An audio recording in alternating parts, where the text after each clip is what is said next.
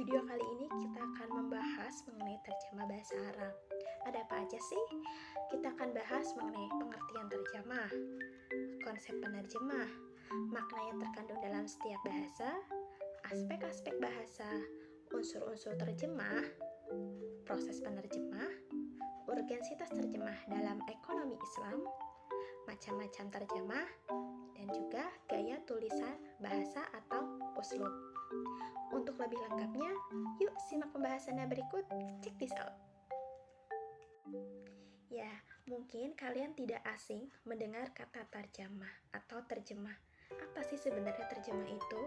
Nah, kata terjemah ini dalam bahasa Arab ini diadopsi ke dalam bahasa Indonesia menjadi terjemah, yang menurut asal katanya mengandung arti menjelaskan dengan bahasa lain atau proses pengalihan makna dari satu bahasa ke bahasa lain yang sesuai dengan gaya bahasa, aspek emosi, dan juga kekuatan tulisan.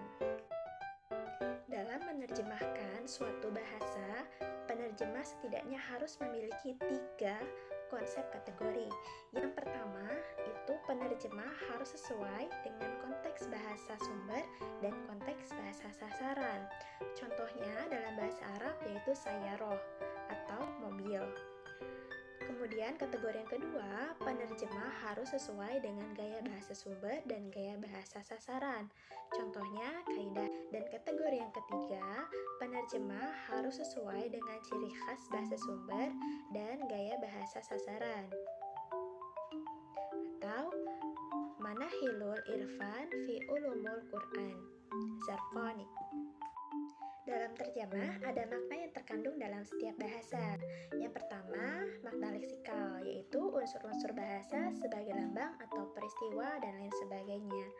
Nah, makna leksikal ini juga bisa disebut makna yang ada dalam kamus, mengingat makna yang ada dalam kamus lepas dari penggunaan atau konteksnya. Yang kedua, makna gramatikal, yaitu hubungan antar unsur-unsur bahasa dalam satuan yang lebih luas. Misalnya, hubungan suatu kata dalam frasa atau klausa. Yang ketiga, yaitu makna kontekstual dan situasional, yaitu hubungan antara ujaran dan situasi di mana ujaran itu dipakai. Dengan kata lain, makna kontekstual ialah makna suatu kata yang dikaitkan dengan situasi penggunaan bahasa. Yang keempat, makna tekstual, yaitu berkaitan dengan isi suatu teks atau wacana. Perbedaan jenis teks dapat menimbulkan makna suatu kata menjadi berbeda. Dan yang terakhir, yaitu makna sosiokultural, yaitu makna yang erat kaitannya dengan sosio-budaya pemakai bahasa. Bahasan selanjutnya yaitu mengenai aspek-aspek bahasa. Dalam terjemah setidaknya ada 3 aspek. Ya, yang pertama itu adalah semantik. Apa sih itu semantik? Semantik ini berasal dari bahasa Yunani yaitu semak, yang mengartikan tanda ataupun lambang, yaitu cabang linguistik yang membahas arti dan juga makna. Semantik ini erat kaitannya dengan sosiologi, antropologi, filsafat, dan juga psikologi.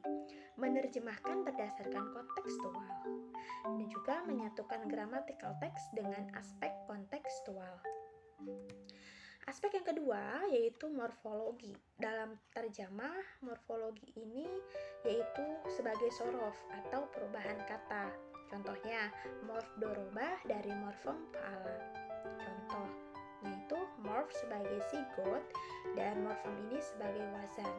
Dan aspek yang terakhir yaitu sintaksis. Sintaksis ini adalah mengkaji struktur frasa dan kalimat, atau hubungan antar kata dan hubungan antar kalimat. Unsur-unsur terjemah.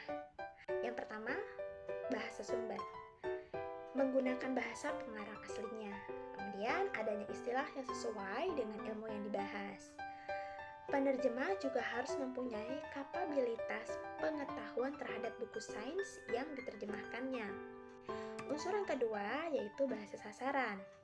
Bahasa sasaran itu bahasa terjemah tempat pesan gagasan itu tertuang. istilah-istilah yang diterjemahkan sesuai dengan maknanya, dan penerjemah harus menguasai bahasa sasaran. Unsur yang ketiga yaitu pesan. Pengalihan pesan dari bahasa asli ke bahasa sasaran adalah inti dari proses menerjemahkan dan dilakukan dengan sedekat dan sehalus mungkin kata dan makna dalam menerjemahkannya, dan adanya analisa teks agar mencegah kesalahan dalam menerjemahkan bahasa. Yang keempat yaitu padanan. Ya, padanan ini kesetaraan makna kalimat atau kata antara bahasa asli dengan bahasa sasaran, dan tidak berubahnya makna, kiasan maupun makna gramatikal dalam bahasa aslinya. Ada 7 proses penerjemahan bahasa, yaitu penjagaan, analisa, pemahaman, peristilahan, perakitan, pengecekan, dan juga diskusi hasil. Urgensitas terjemah dalam ekonomi Islam. Ya, menguasai terjemah bahasa Arab merupakan hal yang paling penting bagi mahasiswa perbankan syariah. Sebagaimana pepatah Arab mengatakan, al-lughah mifatul ulum. Itu bahasa adalah kunci untuk mendapatkan segala ilmu, dan perbankan syariah termasuk di dalamnya. Syarat untuk menguasai perbankan syariah juga harus memahami segala landasan, prinsip, dan juga desainnya sesuai dengan syariah Islam. Penguasaan terjemah bahasa Arab ini sangat diperlukan untuk menggali sumber-sumber utama hukum Islam, landasan, prinsip, dan implementasinya, sehingga terjemah bahasa Arab adalah jalan untuk mencapai syarat tersebut. Sekarang kita bahas mengenai macam-macam terjemah. Yang pertama yaitu terjemah fauriyah. Ya, terjemah fauriyah ini adalah terjemah yang dilakukan secara langsung atau tanpa suatu persiapan apapun. Nah, seperti interpreter yang menerjemahkan suatu bahasa atau meringkas pidato, diskusi, ataupun seminar. Nah, jika demikian, yang lebih tepat merupakan jenis terjemahan yang dihadirkan langsung begitu teks sumber selesai diucapkan atau dituliskan. Adapun sebaliknya, terdapat juga terjemah tidak langsung atau al-tarjamah al-tahdiriyah, yaitu model ini sering disebut dengan terjemah biasa atau tidak langsung. Artinya, penerjemah yang dilakukan dengan persiapan terlebih dahulu. Terjemah huriyah. Terjemah huriyah yaitu terjemah bebas, tanpa terikat alih bahasa kata ataupun kalimat.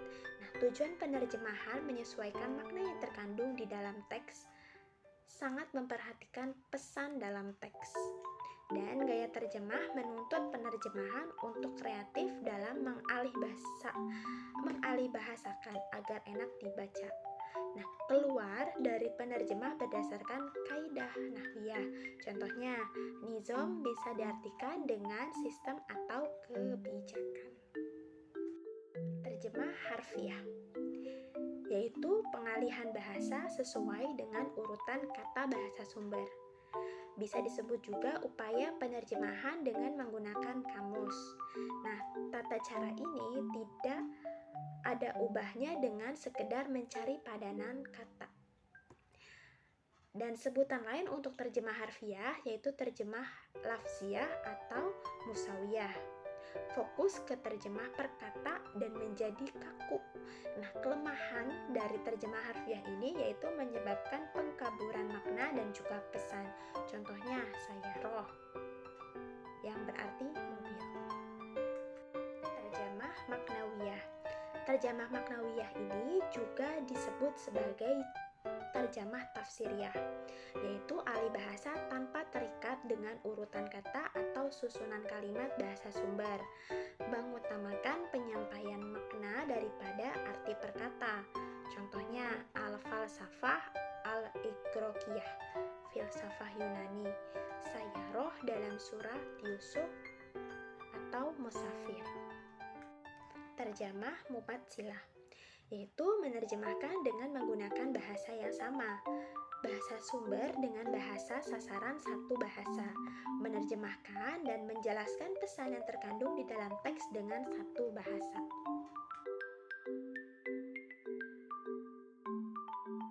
Bahasa selanjutnya yaitu gaya tulisan bahasa atau uslub. Salah satu ciri pembeda antara satu bahasa dengan bahasa yang lain yaitu adanya pola atau bentuk kalimat khusus. Nah, bisa juga disebut dengan uslub ya dalam bahasa Arab. Atau dalam bentuk jamaknya yaitu asalib. Asalib Arabiyah ini perlu menjadi materi khusus dalam pembelajaran bahasa Arab bagi kalangan non-Arab. Ya, karena tanpa memperhatikan bentuk kalimat khusus, nampak ada kejanggalan saat menerjemahkan kalimat bahasa Arab ke bahasa Indonesia ataupun ke bahasa lainnya.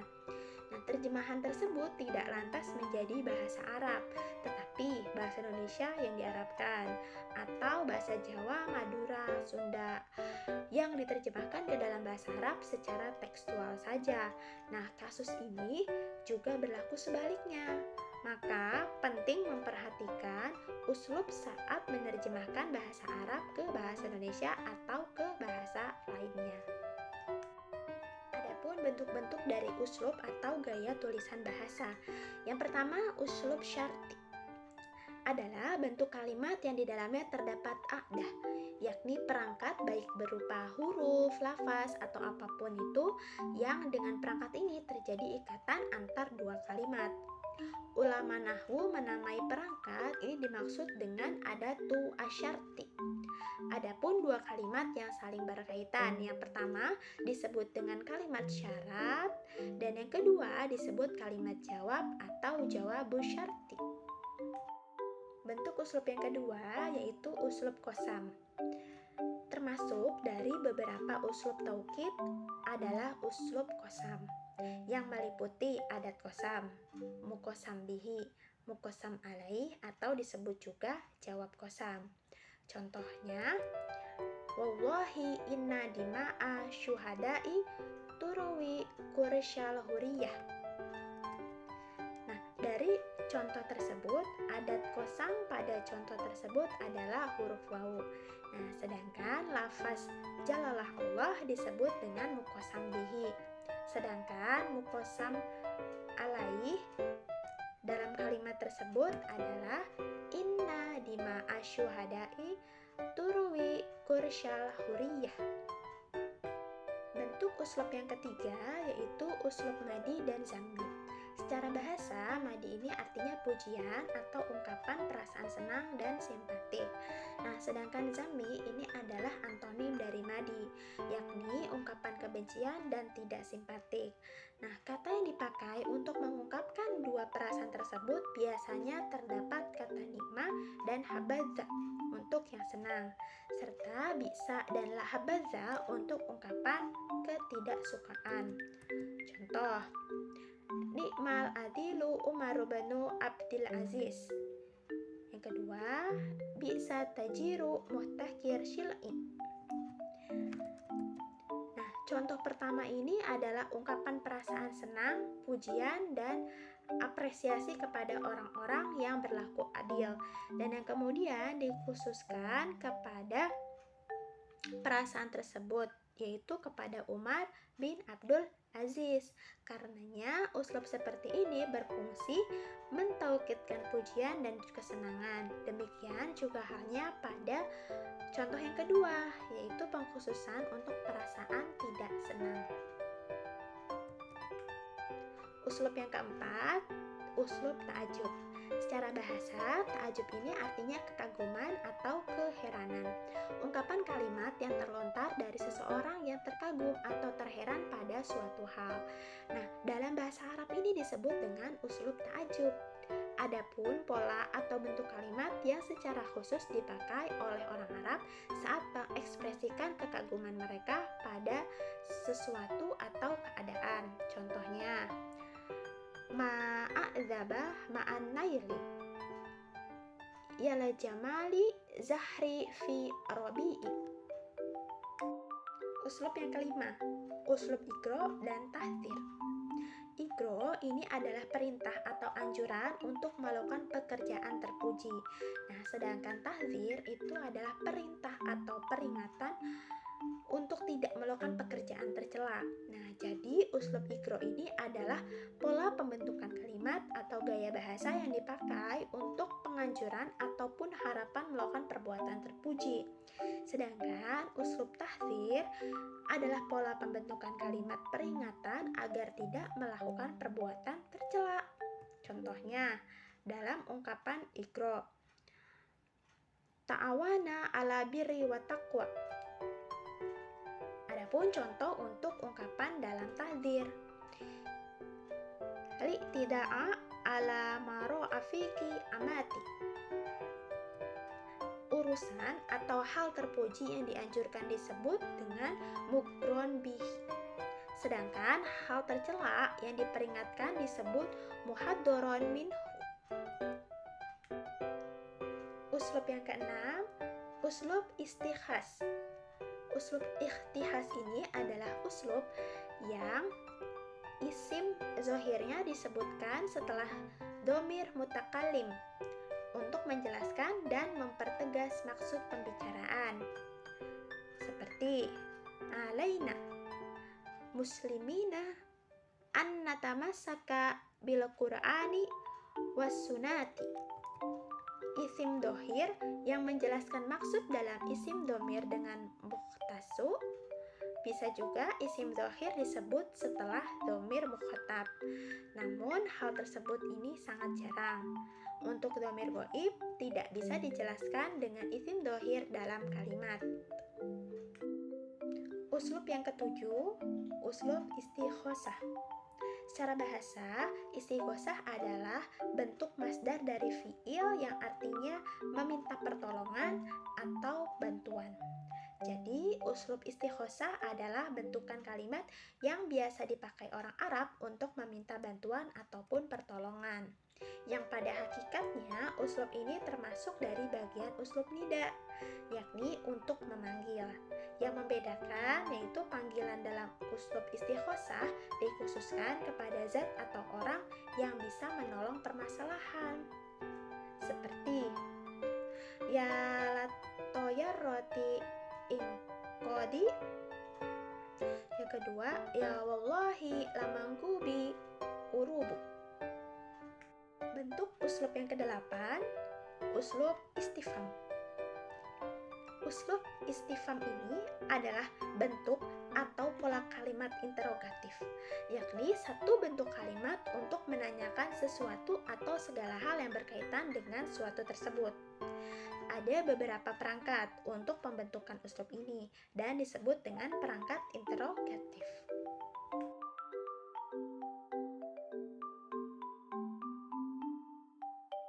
Cukup sekian pembahasan di video ini mengenai terjemah. Semoga kalian paham ya dengan pembahasan kali ini dan mohon maaf jika terdapat kesalahan dalam pengucapan kalimat ataupun kata mengenai terjemah. Jangan lupa di subscribe, like, dan juga komen. Terima kasih. Wassalamualaikum